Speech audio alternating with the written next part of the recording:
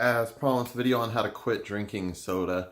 So the biggest mistake I feel that people make when they stop trying or try to stop drinking soda is they get rid of it and they don't replace it with anything else, which becomes a problem because then instead of finding maybe a healthy alternative, you then have this hole or this void, and your body's like, man, I don't know what I want, I don't know what I need, but like I need something, something's missing. What is it? And your mind knows what it is, but your body doesn't quite know, right? So, especially for me, the caffeine is going to be the hardest thing to get over because caffeine, I think, is the second most addicting substance in the world, second only to heroin.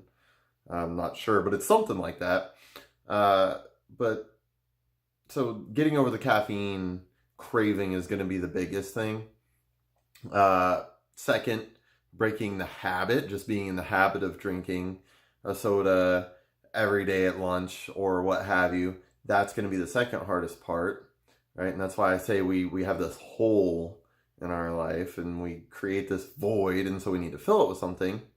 Is my take on it, and probably the easiest way to quit drinking soda.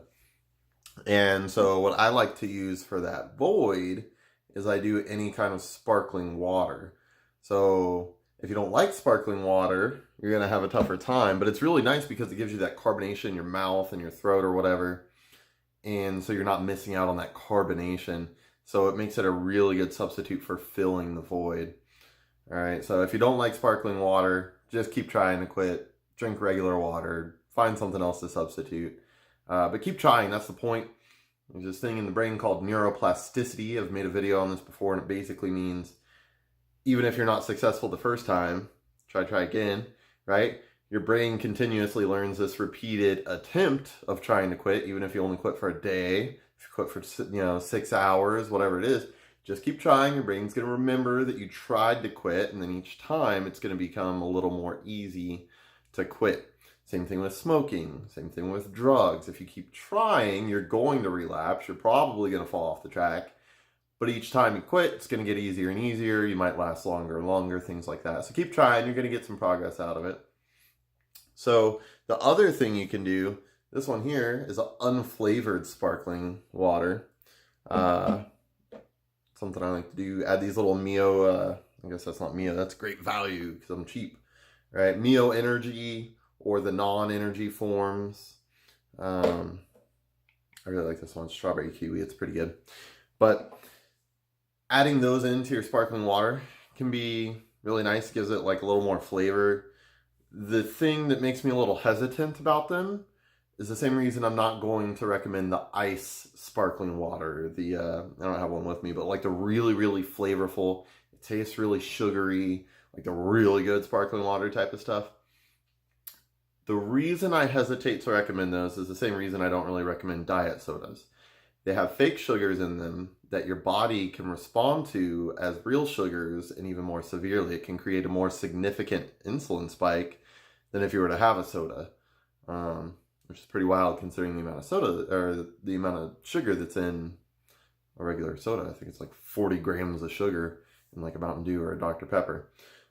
Some fake sugars, even though they say 0 calories, they say 0 sugar, they say 0 carbs, can create more of an insulin response than a regular soda, and will thus most likely lead to you gaining weight, gaining fat, more specifically. So I'm wary of those. They work for some people, they don't for others. That's going to be the ultimate rule. It's one of those trial and error. You got to kind of figure out what works for you. There's a soda called Diet Right. I know that one does not give me an insulin spike from when I was doing this keto diet. I was able to figure it out like that.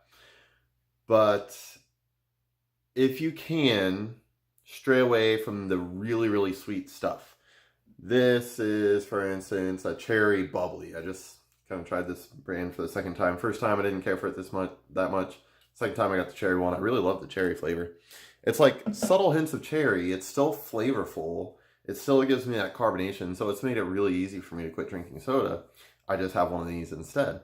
I don't have a void. I didn't take anything away. I substituted something in, and so I'm not craving something all the time. And that's how I initially got over drinking sodas. I haven't bought, a case of soda, not for an event, in probably 5 years. So I just don't drink soda anymore. I do drink energy drinks on occasion. So that's my vice now, I guess. But I don't drink them so often that it's making me, you know, I'm not drinking them on like a day-to-day basis, where I'm just getting in 300, 400 extra calories all the time, right? So buy a sparkling water, buy a couple different ones, see what flavors you enjoy. If you can't get into any like the lightly flavored sparkling waters, like the bubbly or the LaCroix, I don't know how to say it.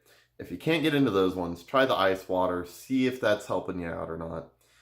And like I said, you're probably going to relapse. You're probably going to try it for a week and then go buy soda. Neuroplasticity. Quit again the next week after you run out of that case of soda. You might quit for 2 weeks that time, and then you might relapse and fall off.